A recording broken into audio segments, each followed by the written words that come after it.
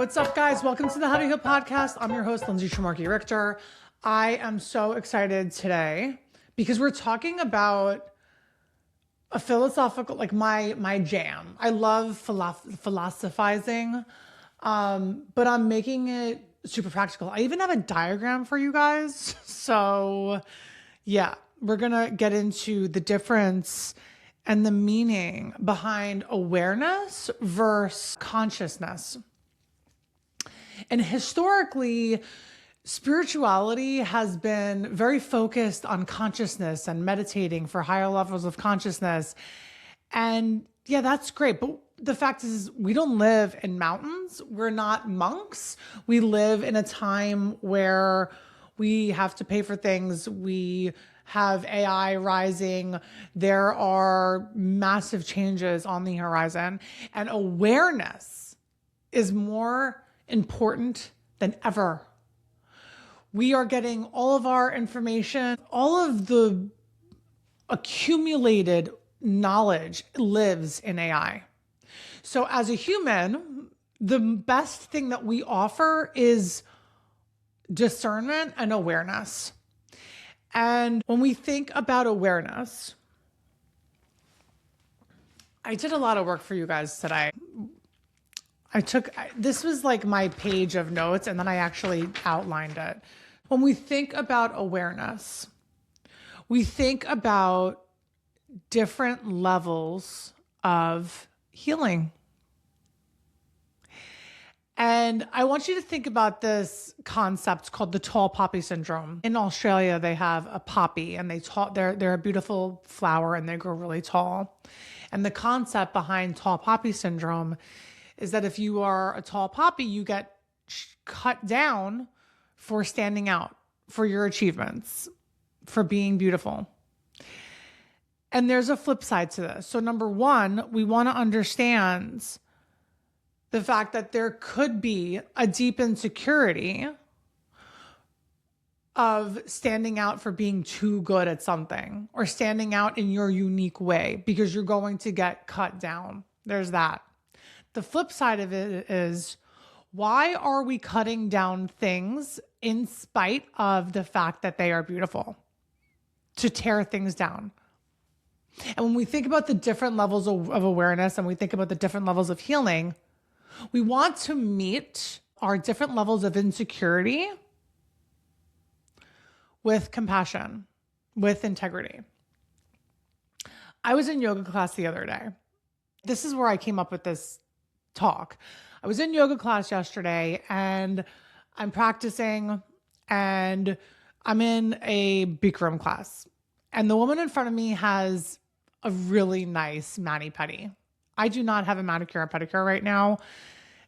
It wasn't even on my mind. Like, it's not on my radar. I'm not spending money on it, whatever.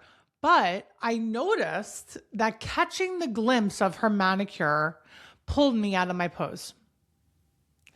And I'm like, and I know instinctively why. Because I think that on a deep level, and some of you will be like, you're crazy. But on a deep level, I'm like, that makes me feel insecure. My nails don't look that good. My nails won't look that good. I don't take care of myself like that. Why is her nails looking so good? You know, and I could go and get myself a manicure and it would be fine. But what I'm using this example to describe is when we look at someone else and we see something about them that we admire, that we adore, that inspires us, many times the instinct is to retract and to say, I'm threatened. Even though I want that, I'm threatened. And it throws you off your game. And that's the space where we say, and we meet ourselves with compassion and integrity. Okay, I know that this is pulling up an insecurity of mine. That's okay. I'm human. I'm allowed to have insecurities, but I'm also allowed to make decisions to meet that friction with love, with awareness, with compassion and understanding for my journey. I have the ability to make the decision to move forward with that additional awareness that makes me whole with everything around me. It's very easy to just like look at other people talk ish and, not hold the mirror up to yourself. Yeah. And it's also fun. Like gossiping is fun. Like I'm a Gemini, I get it. and let me just tell you, like this practice is almost easier on your own. It's easier on my own to have these conversations in my mind. But when I meet with other people and I'm like, woo, and I'm excited and I want to connect and I want to have fun, it's hard. It's hard to slow down and take accountability and have awareness of not only my energy, but your energy, and allow silence and maybe some levels of insecurity coming up and awkwardness to be like, I'm going to be mindful about what I say right now. Even though it's not fast and fun and, drugs and alcohol, right? Like it's very addictive. It's very addictive. So when we meet ourselves, our insecurities with that level of healing and awareness, we want to say the healing occurs in all levels. This level of insecurity occurs in all levels of health, physical, mental, emotional, spiritual, right? Like it happens.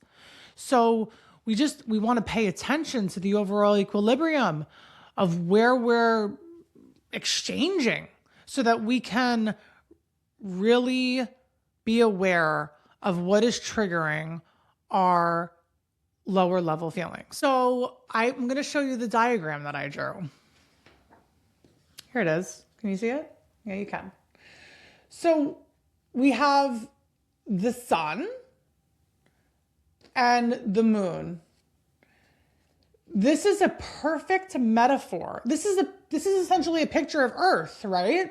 This is the perfect metaphor for our energy and how awareness meets consciousness. Okay? So we have the sun, which is a positive force, which has light. The sun actually gives us light and is positively charged. And then below we have dark and the negative charge. And here is where we live. This is conscious. This is actually being human. And right here are the neutral positions, the atoms. Atoms are neutrally charged because they have both negative and positive charge that cancels out. Atoms make matter. This is where we live. This is what it means to be human. But guess what? We're not always here. Sometimes we're here, sometimes we're here, sometimes we're here.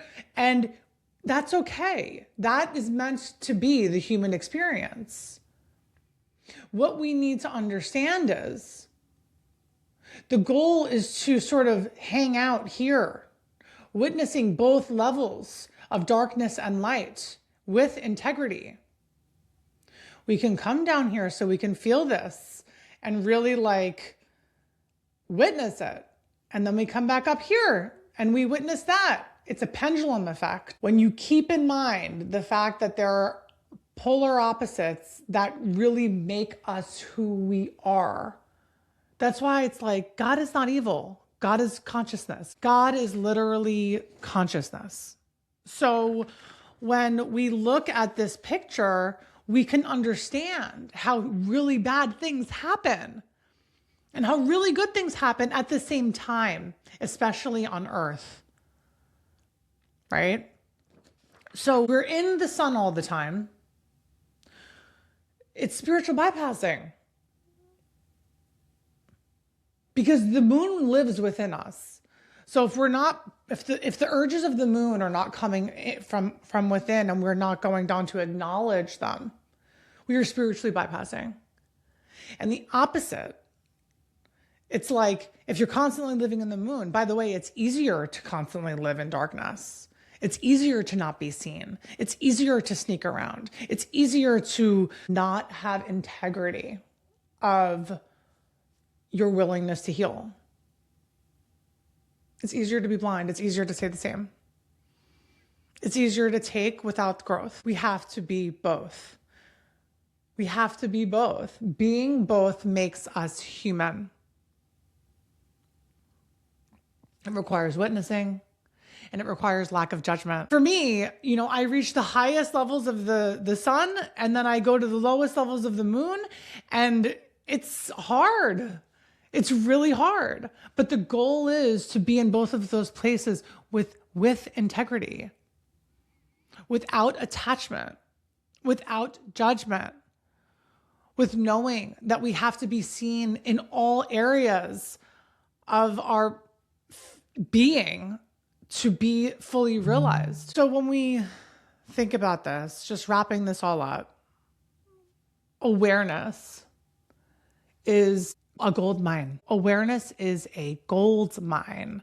We really want to get amazingly keen at becoming aware of what's going on in our bodies, our physical, mental, emotional, spiritual bodies at any given time. We want to be able to orchestrate and dance with that flow. We don't want to push our emotions down. We don't want to push our thoughts down. We don't want to push our physical needs down. We need to bring them to the surface and look at the ugly parts of what's going on so that we can feel viscerally what that awareness feels like. And just bringing it back to consciousness. Consciousness essentially is the awareness that you exist with God. Like your awareness with a higher power, your awareness with God, your awareness with the fact that we are all one. That is consciousness. So when people sit down, monks sit down to meditate, they're observing their physical sensations in their body that are coming up from insecurities or past hurts or whatever to neutralize them so that they can remain human, so that they can go to both levels and neutralize to create more matter in the ethereal, to create more velocity behind manifestation, to create more magic, to create more spiritual support.